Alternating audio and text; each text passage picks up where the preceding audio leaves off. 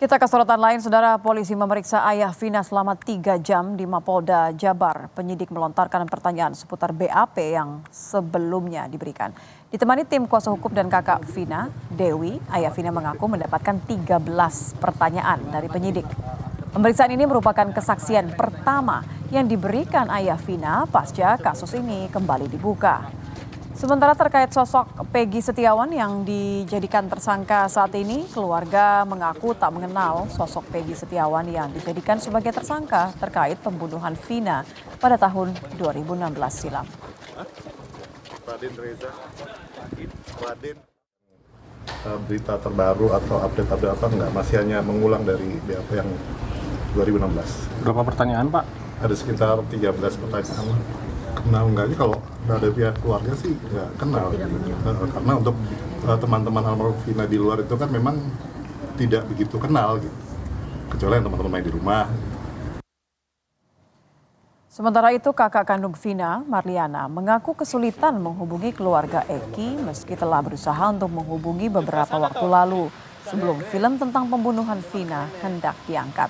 Namun tidak mendapatkan jawaban.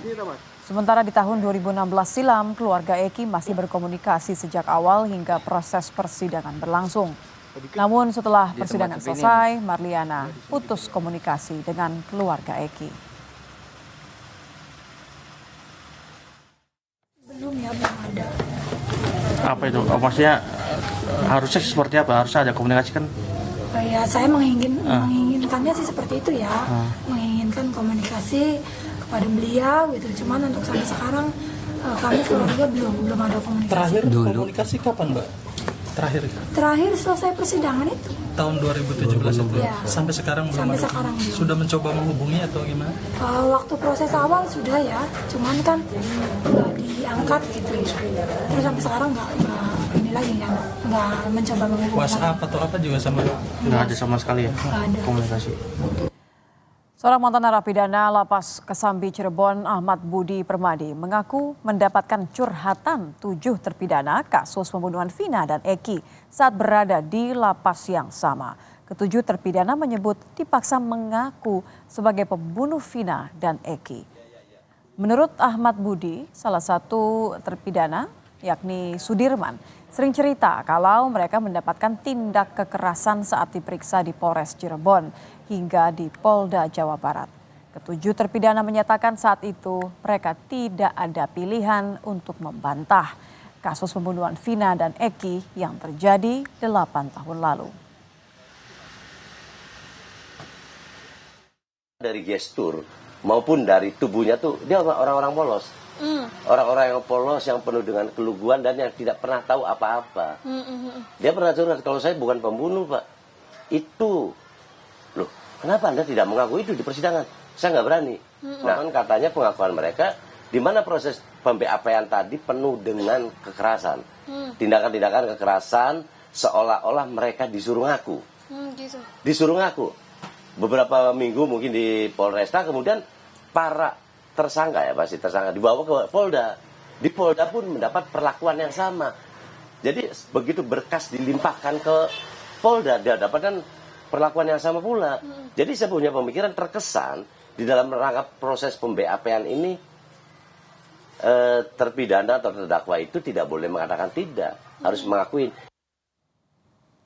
Sementara itu pihak kepolisian membantah terjadi penganiayaan terhadap 8 tersangka kasus pembunuhan Vina selama berada di tahanan. Penyidik menyebut yang terjadi adalah pertengkaran antar tahanan dan polisi telah melakukan tindakan disiplin ke anggotanya karena lalai menjaga tahanan. Ini rekan-rekan sekalian, pada saat itu memang ramai di Facebook bahwasanya mereka disiksa. Tetapi pada saat pemeriksaan muncul bahwa itu juga dilakukan oleh sama tahanan. Dan kemudian pada saat itu telah dilakukan proses terhadap anggota yang jaga tahanan maupun penyidik, itu 15 orang sudah diproses terkait dengan kelalaian mereka dalam menjaga tahanan. Jadi ada upaya dari tahanan lain, mereka disiksa juga sampai penggep-penggep itu yang mana waktu itu muncul di Facebook kemudian rame, itulah yang kemudian menjadikan kasus ini tarik ke Polda Jabar. Jadi sesama tahanan mereka saling pukul sehingga mereka lebam-lebam, dan terhadap anggota 15 orang sudah dikenakan tindakan disiplin. Ya. Bahkan di rutan juga salah satu tersangka mereka dipukuli sama mereka sendiri. Ini yang terungkap. Saksi kunci yang merupakan teman korban Eki dan Vina, Liga Akbar, diperiksa selama kurang lebih 6 jam kemarin malam di Polda Jawa Barat. Liga Akbar dicecar 15 pertanyaan. Ia mengaku dekat dengan Eki, bahkan ia pun pernah menginap di rumah Eki. Untuk memperkuat pengakuan Liga Akbar yang terbaru, kuasa hukum akan menyiapkan 4 saksi, teman Liga dan Eki. Doanya aja buat almarhum Eki, almarhum Vina, dan minta doanya buat semuanya biar kasus ini cepat selesai dan dibukakan keadilan buat kita semua. Tiga, sebenarnya dengan almarhum sedekat apa sih, bisa diceritakan sedikit aja? Pas udah kayak adik kakak dulu, kayak saudara. Bapak dan mamanya juga udah tahu saya. Pernah curhat nggak? Masalah curhat ya agak tertutup. Ya. Baik soal asmara atau geng motor itu pernah curhat nggak? Asmara dan geng motor saya kurang mendalami juga dan tidak tahu juga. Dia lebih dekat ke Eki atau ke Vina? Ke Eki. Pernah nginep bareng sama Eki? Ya, di rumah. Di rumah Eki. Rumahnya Eki. Ya, saudara, kini muncul sosok baru, yakni Ahmad Budi Permadi, mantan napi Lapas Kesambi Cirebon yang mengaku dicurhati 7 napi kasus pembunuhan Vina dan Eki. Lalu apa saja isi curhatan mereka kepada Budi? Sudah bersama kami, Mas Budi, selamat malam. Selamat malam. Malam, Mas Budi. Malam, Mbak. Mas Budi, boleh diceritakan kepada Selamat Nitya, malam, Mbak. bagaimana perkenalan Iya, Mbak. Anda dengan ke-7 napi kasus pembunuhan Vina Eki? Sejak kapan? Ya, karena saya ketemu mereka itu di mana ketemunya di dalam Lapas 1 Kesambi Cirebon. Saya sudah masuk dari tahun 14 dan keluar tahun 2019 kalau kasus saya. Sementara kasus Vina itu muncul dari tahun 2016. Saya kenal mereka itu karena saya di lapas itu sebagai tamping, yaitu tamping masjid yang harus mengikuti sebuah proses mapenaling. Maka ada napi baru pasti ketemu dengan saya. Napi itu mengikuti mapenaling yang memang sudah program dari lapas tadi. Sekali waktu, sehari 2 hari memang udah biasa, akan tetapi saya bilang, Anda dari mana? Dari Cirebon. Berarti sama-sama dari kota Cirebon. Kasusnya apa? Kasusnya adalah kena pembunuhan Vina. Tapi saya nggak ngebunuh, Pak. Dia ngomong seperti itu. Kok bisa terjadi?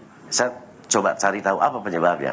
Saya itu begitu ditangkap, begitu saya pulang kerja, kata beliau, kata mereka yang 7 itu. Saya pulang kerja.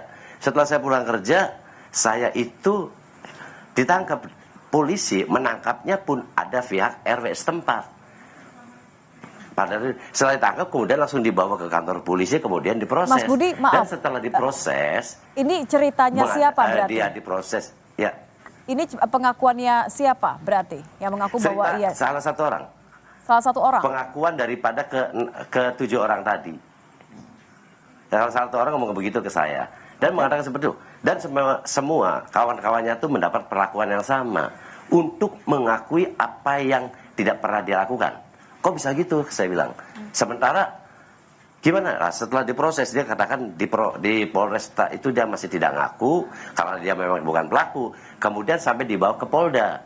Di Polda mendapat perlakuan yang sama pula. Kenapa Anda? Bagaimana saya bertahan, Pak?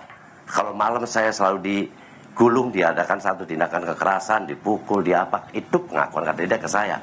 Wah, kalau kayak gitu Anda mesti ngomong dong ke pengacara. Begitu digelar persidangan, di dalam persidangan pun dia tidak mau mengakui. Tapi kenapa saya bilang, kamu bisa ngomong, saya tidak melakukan pembunuhan. Nah, kemudian saya kan bertanya, Pak, nanti rekonstruksinya gimana nih? Kan setelah BAP tadi ada yang namanya rekonstruksi, baru digelar perkara. Karena saya ya nggak tahu, Pak. Ya, karena saya sendiri waktu itu masih di dalam, saya nggak tahu memang rekonstruksi itu terjadi atau tidak, saya nggak tahu. Yang pasti dia cerita ke saya itu di mana dia mendapatkan satu perlakuan kekerasan yang dilakukan oleh oknum. Begitu ke saya. Karena saya waktu itu sebagai tamping masjid, salah satu petugas yang membantu petugas untuk memberikan arahan kepada para napi-napi yang baru. Napi baru saya arahkan dan mesti bisa terima seperti apapun, ini adalah konsekuensi daripada kehidupan Anda di luar. Anda melakukan tindakan seperti saya itu, potong semuanya dulu, penuh dengan Mas konsekuensi. Budi, saya harus konfirmasi. Tapi bagaimana Anda harus tetap survival di dalam penjara? Iya. Saya konfirmasi terlebih dulu. Berarti pengakuan dari salah satu orang ini boleh disebutkan namanya siapa, dan apakah Anda sempat mengonfirmasinya juga kesamaan cerita ini dengan ke-6 lainnya ya, artinya 7-7-nya ceritanya sama, bahwa mereka merasa bukan pelakunya, tidak mengetahui persis proses hukumnya seperti apa, penangkapan yang tiba-tiba tadi tanpa ada bukti yang cukup, dan yang terakhir adalah mereka mengaku bahwa ada intimidasi bahkan kekerasan dari aparat. Enggak, dari satu orang. Dan mereka itu kan baris ini duduk di masjid biasa, saya ngasih ngobrol, kemudian selesai program penalingan suka rehat tuh Mbak. Rehat kita kan ngobrol. Saya kan terkadang saya suka iseng menanyakan apa kasus kamu bisa ada di dalam. Nah dia ceritakan hal seperti itu.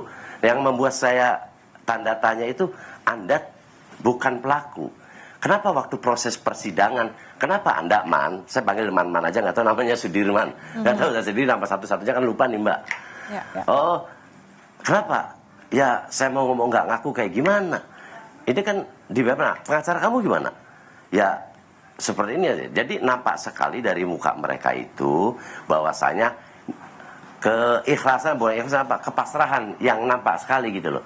Dia kayaknya udah pasrah banget. Memang keputusannya seperti ini, kayak gimana lagi Pak aja. Sudah ada di dalam tuh seperti itu ngomong ke saya tuh. Tapi terus terang aja dia ngomong ke saya itu dengan sedih dan amarah yang keluar dari mereka itu, bahwasanya selama proses pem-BAP-an tadi dia diperlakukan hal yang tidak pantas dan tidak wajar, selalu mendapatkan sebuah bentuk-bentuk kekerasan yang dialami.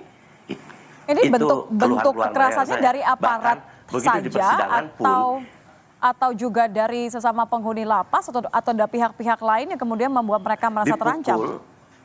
Oh enggak. Dia katakan dari oknum. Dia masih dari oknum. Kan kalau ada tahanan masuk ke dalam penjara kan nunggu BAP tuh, dalam proses BAP tadi. Belum masuk ke ini, tapi kalau masuk dan kenal sama saya sih semua udah bersih masuk ke lapas. Masuk ke lapas kan udah matang, udah dapat putusan. Dan yang kasihan lagi mereka semua masih muda-muda. Ada beberapa orang yang memang tampangnya culun kayak gitu, ada. Kayaknya dia udah pasrah aja, udah keputusannya seperti ini. Saya mau ngomong apa lagi, ngomong kemana lagi Pak, saya udah di penjara menjalankan hukuman atas putusan yang diketuk oleh pengadilan. Yang mereka tidak merasa bahwa mereka adalah pelakunya ya. Juga. Mas Budi, apakah mereka sempat bercerita mengenai siapa sebenarnya pelaku utamanya dan apa hubungannya dengan mereka? Oh enggak. Aku pun tidak menceritakan dan tidak menanyakan hal itu. Tapi yang saya dengarkan adalah keluh kesah dia, kerasa sakit dia di mana proses sampai dia dapat putusan tadi. Enggak, saya nggak nanya kamu kenal nggak apa. Saya sendiri kan masih nggak tahu Mbak. Vina apa, geng motor apa gitu loh. Karena saya kenalnya dan ketemunya dia itu di dalam. Nah, makanya saya katakan ya sudah, kalau Anda sekarang sama-sama kayak saya, nasib kamu sama. Kamu adalah nabi, saya juga nabi. Kamu sedang menjalankan hukuman, begitu juga saya. Udahlah sekarang mah, bagaimana caranya Anda mesti survival di sini, dekat-dekat dengan Allah lah.